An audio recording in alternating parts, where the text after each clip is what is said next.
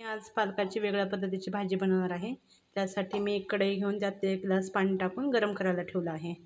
आता पाण्यात 2 चिरलेले कांदे टाकू, 1 मोठा टोमॅटो, खोबऱ्याचे काप। आता यावर एक चाळणी ठेवून त्यात मी पालक आणि खोबरं घेतलं आहे आणि 1 वाटी बेसन पीठ। आता यावर झाकण ठेवून एक वाफ काढून घेऊ।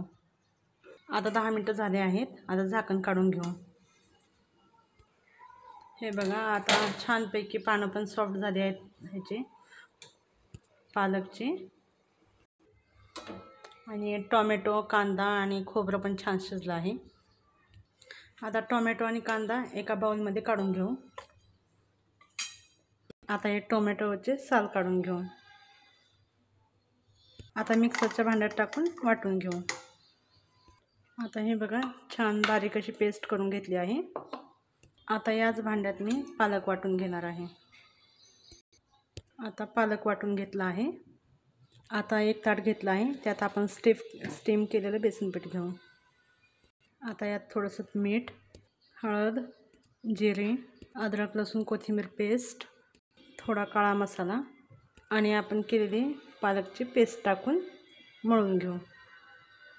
व्यवस्थित हाताने मळून घ्यायचं।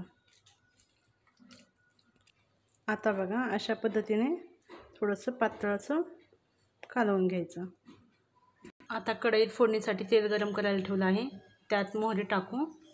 मोहरी चांगली तडतडली की त्यात जिरे टाका, कढीपत्ता, काळं तिखट, थोडा मटण मसाला व्यवस्थित तेलात परतून घ्या। आता अद्रक लसूण कोथिंबीरची पेस्ट आणि आपण केलेलं कांदा, खोबरं, टोमॅटोचं वाटण टाकून चांगलं व्यवस्थित मिक्स करून घ्या।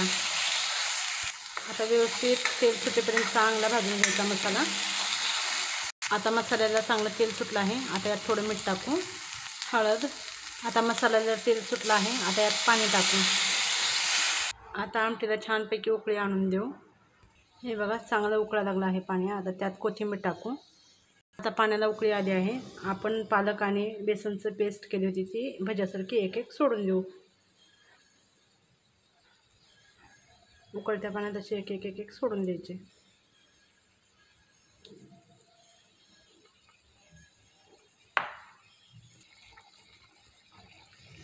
हे बघा, आपण पालकाचे भजे पाण्यात सोडलेले आता चांगले वर आले आहेत। आता गॅस बारीक करून झाकण ठेवून 10 मिनिटं शिजवून घेऊ।